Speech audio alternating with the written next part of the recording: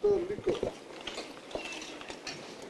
Monsieur le sénateur, premier vice-président du Conseil général, Messieurs les maires, Mesdames, Messieurs les conseillers municipaux, Mesdames, Messieurs les présidents ou représentants d'associations et différents organismes, Mesdames, Messieurs, cette année 1989, bicentenaire de la Révolution, nous réunira en plusieurs occasions pour fêter cet anniversaire. Voilà une dizaine de jours, un arbre était planté au lotissement du parc de Montrifaux en présence des enfants des écoles. Pour ces enfants qui le verront grandir, ce sera certainement l'une des plus belles pages de leur histoire de France.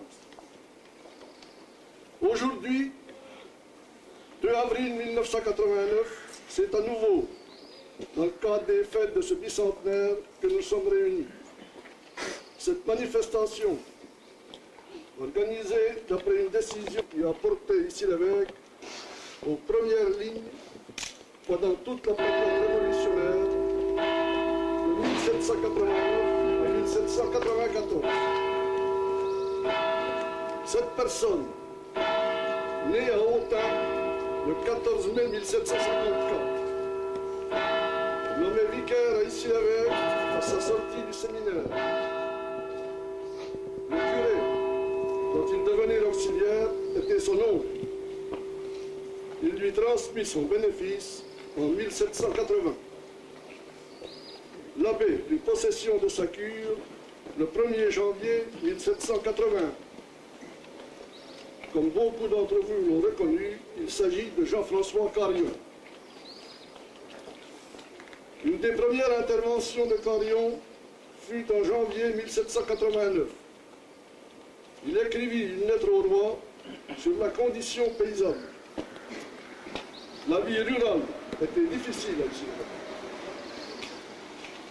Le 12 mars 1789 fut une journée mouvementée.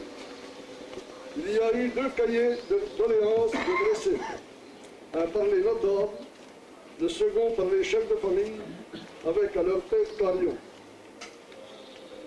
Il a ensuite posé sa candidature aux États généraux. Il ne fut pas élu. Le 6 octobre 1789, après avoir sonné les cloches pour convoquer les habitants devant la porte de l'église, toute l'église porterait désormais le nom de rue Jean-François Carion.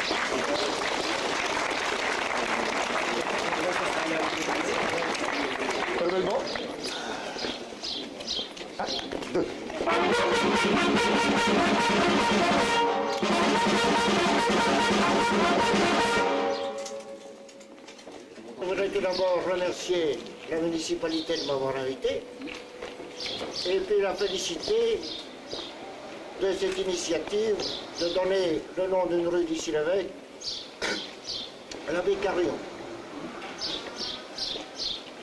Je crois que dans un pays comme Issy-l'Évêque, comme partout ailleurs, il y a des priorités. Et je pense m'être clairement exprimé à ce sujet. Qu'il n'y a pas une commune, non seulement de Saône-et-Loire, mais de tout le territoire national, qui ne fera pas ces manifestations. Ça risque donc, les manifestations telles que celle-ci, d'être noyées dans la masse et de ne pas pouvoir se renouveler. Vous avez la chance à Issy-l'Évêque d'avoir quelqu'un qui a marqué d'une façon durable l'époque. Et mon souhait, c'est simplement que ce patrimoine culturel puisse être utilisé et puisse être utilisé d'une façon plus individuelle dans les années qui suivent. Par la suite, utiliser à nouveau le nom de l'abbé Carion, qui mérite d'être connu et qui apportera un certain nom à la commune d'Issy-l'Avec. J'ai pris personnellement contact avec le directeur des archives qui a bien reconnu qu'il y avait seulement dans ce département un nombre limité de personnes ayant marqué la période révolutionnaire. On domaine un nom nouveau à cette commune qu'il mérite bien.